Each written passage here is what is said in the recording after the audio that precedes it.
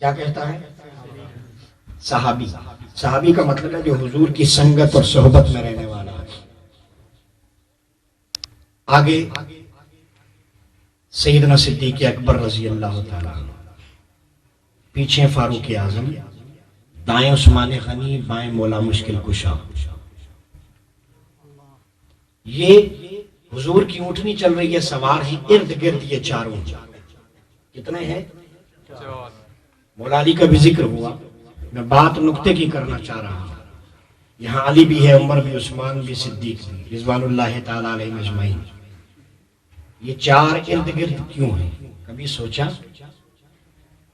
کسی کو ضرورت ہوئی حضور کے آگے چلنے کی؟ صدیق آگے کیوں جا رہا ہے؟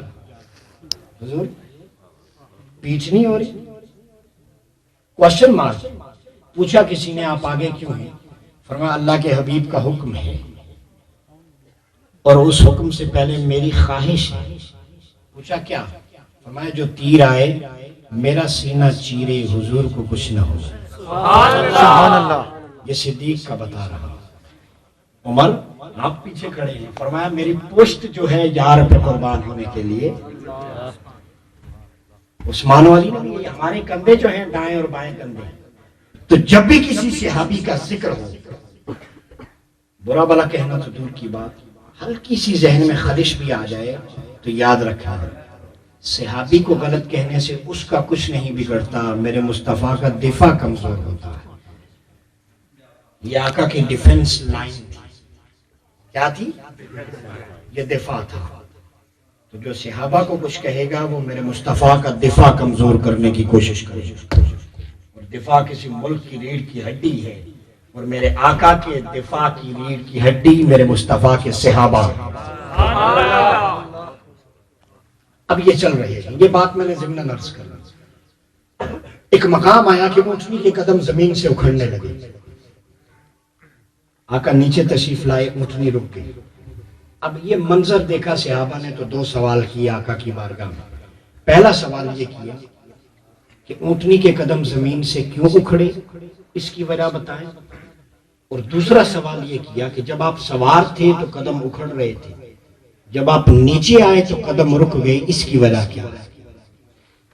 ایمان بالغیب کا چوتھا معنی، پنج تن پاک کی نسبت پہ 5 پہ ختم کرنا. 4 کا ذکر ہو گیا، 5 تن بھی ہیں جو پاک ہیں. بات تب بنے گی. اللہ کے حبیب نے پہلے سوال کا جواب دیا، ذرا ذمہ داری اور توجہ سے سنیں. فرمایا جب میں اونٹنی پہ سوار تھا تو زمین کی سب سے نچلی تہ میں، عقیدے کی بات ہے، غور سے سنیں، زمین کی سب سے نچلی تہ میں، یہاں روکوں گا. زمین کی کتنی تہیں ہیں؟ آسمان کتنے ہیں؟ ایکویلٹی ہے، بیلنس ہے، مساوات.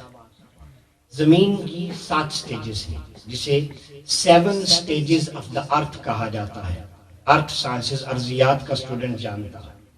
7 ہیں. چائنا، امریکہ، یورپ، تینوں ہیں اس وقت سائنس اور ٹیکنالوجی میں سب سے آگے. ایسا ہی ہے نا؟ تینوں کے لیٹسٹ ویپن ٹیکنالوجی منگوا لیں، انہیں ٹاسک دے دیں کہ زمین کو کھودنا شروع کریں. قیامت تک آج کی سائنس اور ٹیکنالوجی مل کے کیا زمین کی آخری تہ میں پہنچ سکے گی؟ نہیں. بولیے نہیں. لاجیکل ان چیلنجبل دلیل دے رہا. خطابت کا ذوق آپ سنتے رہتے ہیں، کوئی علم کی کام کی بات بھی سنو، جس سے آج ہم دور ہیں، ریسرچ سے، اسٹڈی سے. اسی لیے مار پڑ رہی ہے، پٹ رہے ہیں، پرابلمز ہیں. اب ساری سائنس اکٹھی کرے وہ آخری تہ تک نہیں جا سکتی. کیوں؟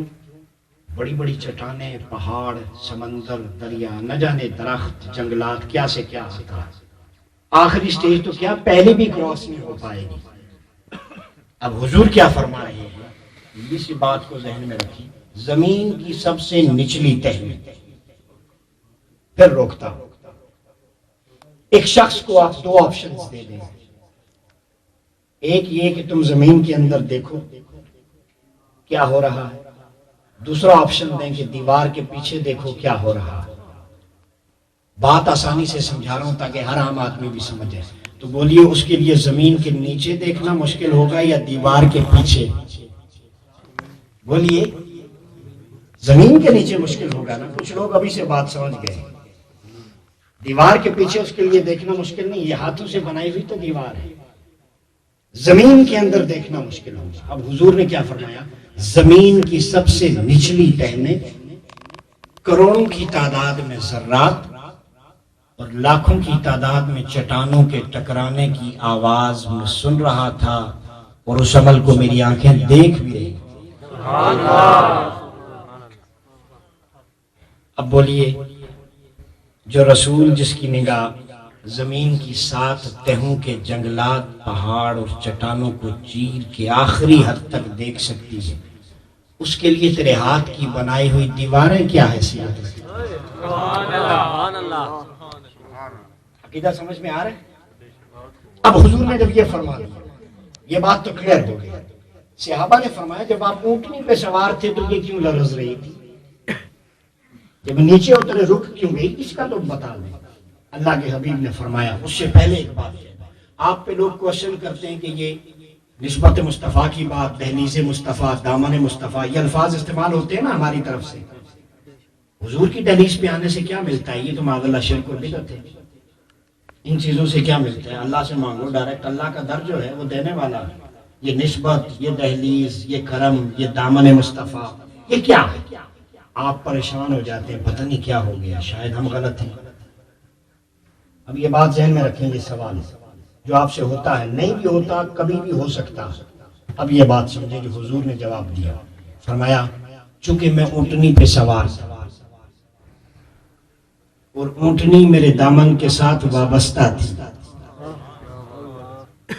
آقا جب اونٹنی پر سوار تھے تو اونٹنی کا جسم میرے مصطفیٰ کے رانوں کو اور زانوں کو مس کر رہا تھا. تو حضور نے فرمایا, اللہ نے جبریل کو بھیجا اور فرمایا جا میرے حبیب سے کہہ دے مجھے کوئی سروکار نہیں کہ یہ اونٹنی ہے, جانور ہے, میں نے تو دیکھنا ہے کہ تیرے زانوں کے ساتھ مس ہے. دل پہ ہاتھ رکھ کے یہ بات سننا, میں نے تو یہ دیکھنا ہے کہ یہ تیرے دامن کے ساتھ وابستہ ہے. تو اے حبیب, اے جبریل حبیب سے فرما دے کہ زمین کی تہ میں جو کچھ تو دیکھ رہا ہے, تیری نسبت سے, تیری آغوش اور تیرے دامن کی برکت سے وہ میں اونٹنی کو بھی دکھا رہا ہوں. تو مجھے کیا سمجھ میں آیا کہ جانور بھی مصطفیٰ کے دامن سے جڑ جائے تو وہ کچھ دیکھ لیتا ہے جو عام انسان نہیں دیکھتا. تو اگر تو انسانوں کی بات نہیں سمجھ سکتا تو ایک جانور اور اونٹنی سے سیکھ لے کہ دہلیز مصطفیٰ کیا ہے.